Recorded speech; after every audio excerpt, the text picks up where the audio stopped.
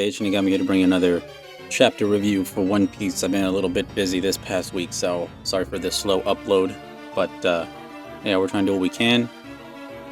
This week's chapter is called Atlas. Let me just take a bite of my cookie. We'll get right to it. I'm sorry, it's too good. I can't not eat it. No. So, like I said, chapter 1120, titled Atlas. Continuing on, we see Yamato. Still touring the Wano region, trying to get back to the shrine. Sorry, I'm trying to get the cookie out of my mouth. The daimyo of Kibi Denjiro shows up, having a bunch of kids for some reason in the back of his thing. But again, this is just the cover story. We're not really as big or crazy about what's about to happen. So, the main story takes place 26 years ago at Punk Hazard, a genius in his prime. I implore you, Vegapunk, please aid us in our research. It is imperative that we study the Void Century. The world's history can't remain shrouded in darkness. Oh my eye. Our research requires expertise in numerous fields. I work for the government now. I can't afford to leak my findings. Clover's asking, how many times have you caught up? Have they caught you anyway? Open your eyes. Can't you see why they keep letting you go free? And then just another more panels. We get to see from this portion, obviously Vegapunk's huge freaking head, and also that dragon that we saw Luffy and them basically beat the hell up out of when they were on Punk Hazard. And younger Vegapunk says they're hoping to flush out your allies. Stand down. Let the past remain shrouded. You won't find the answer to good and evil in a bunch of old stories. Clover says, I once knew someone who carried a D in their name. He was killed right in front of me. We grew up together. He was my brother.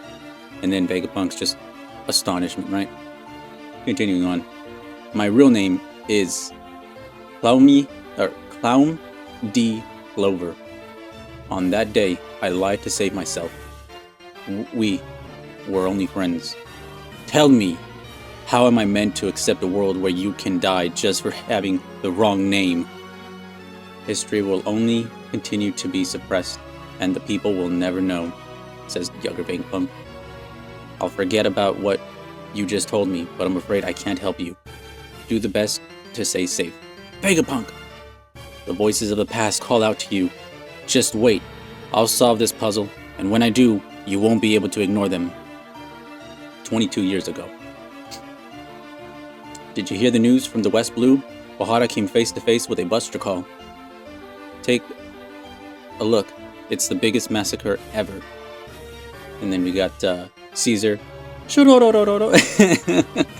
They finally got... You do it so much better. They finally got that archaeologist Clover.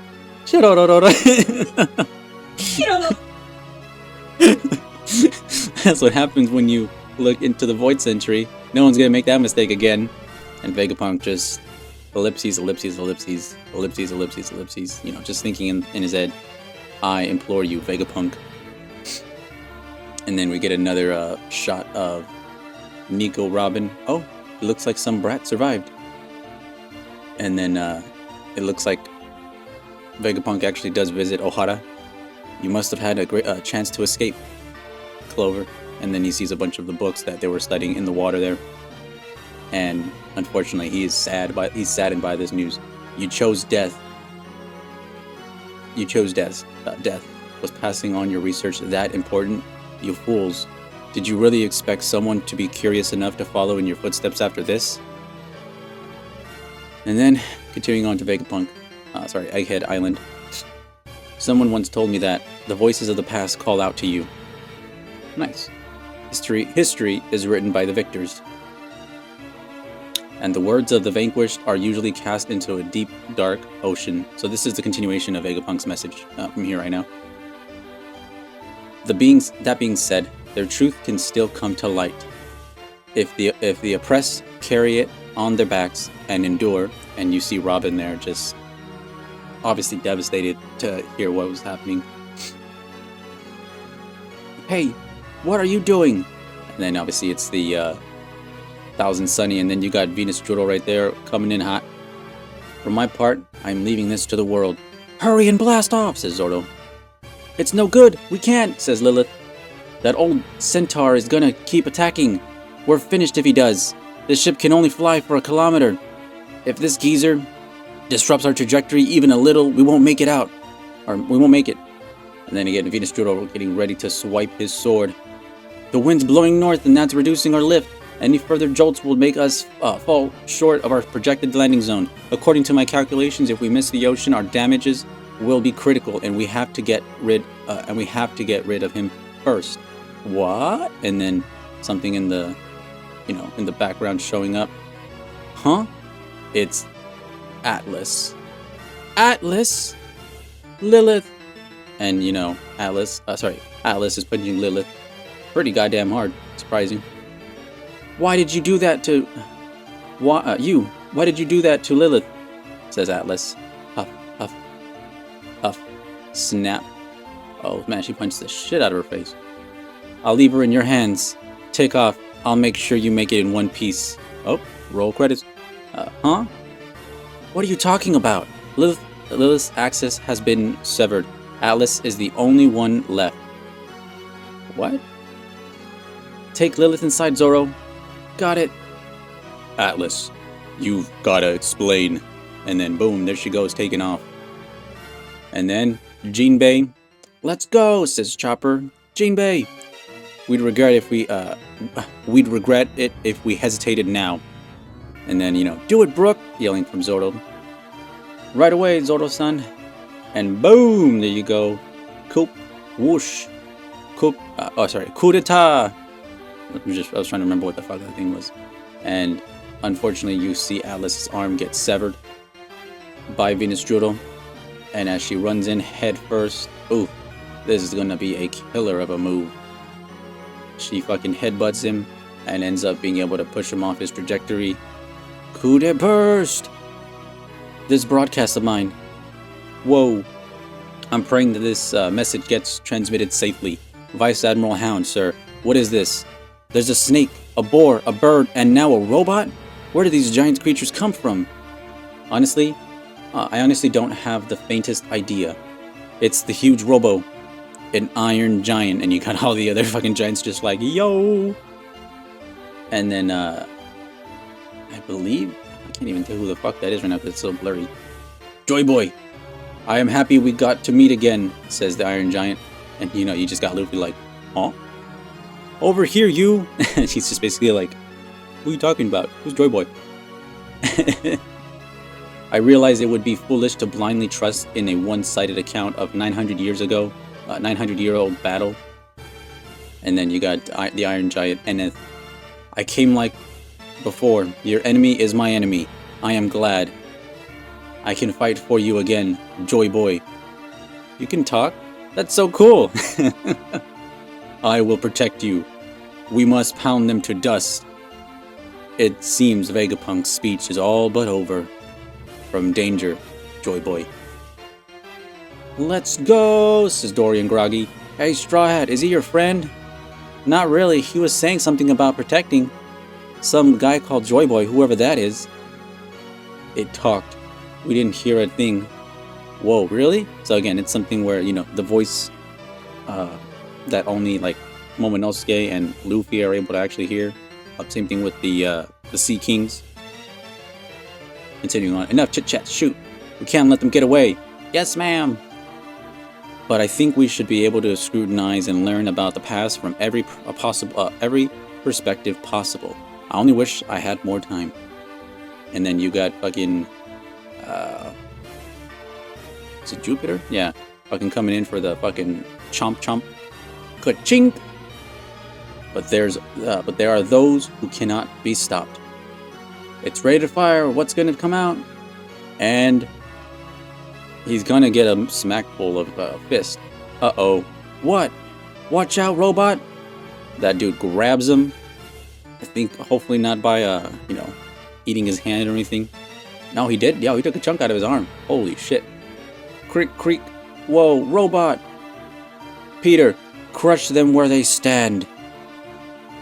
And then you also got Saturn coming in.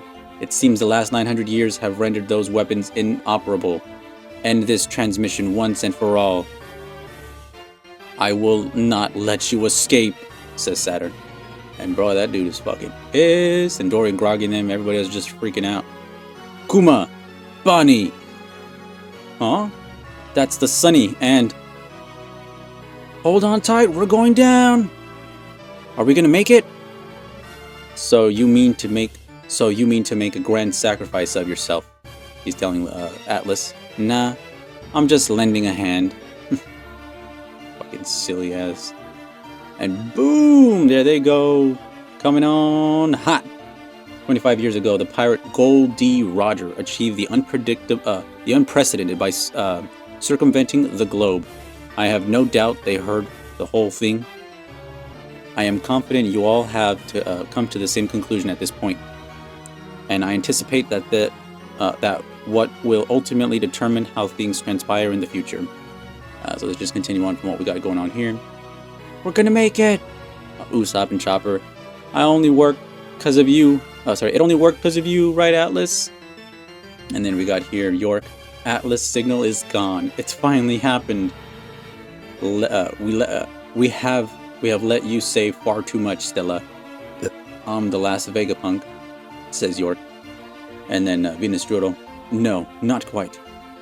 Oh my, I have really rusted away.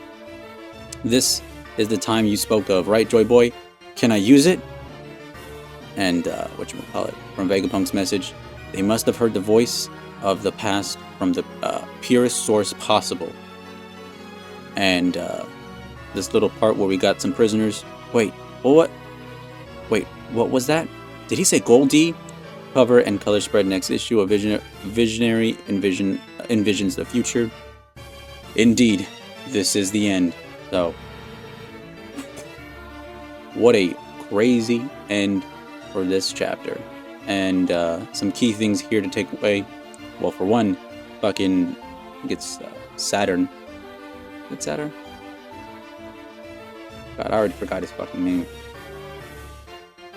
Saturn. Fucking Sandworm. I keep forgetting his goddamn name. But he took a chunk out of the Iron Giant, and the fact that Iron Giant was able to talk to Luffy for a little bit and nobody else was able to hear it just proves that, yeah, he's using the voice of all things, speaking and communicating back to Joyboy, Sun God Nika, or otherwise known as Monkey D Luffy. And it's just, it looks like they're gonna make it. I wonder if this Sunny is gonna land on any of these giant motherfuckers to kind of help a hand, especially Saturn over here. So, yeah. What else can I say? To just kind of put this in a nice little bow and picture. Crazy how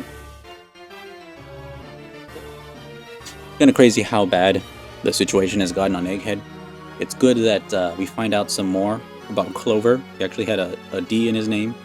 And also, well, we get to experience a little bit more about what happened for the Ohara incident and why it was so important to Clover to unveil the truth. And then the other thing that is important in this is that, well, for one, the Iron Giant, Eneth, has possibly one ability left to use. Maybe it's some kind of self-destruct. But, yeah, even Atlas, you know, made a kamikaze move and just said, you know what? If I'm going to help out the Straw Hats any way I can, I'm going to lend my hand and go out with a bang. It's just sad that we have to lose another Vegapunk, Stella, satellite. And seemingly York is just pleased with joy that all of them are basically gone.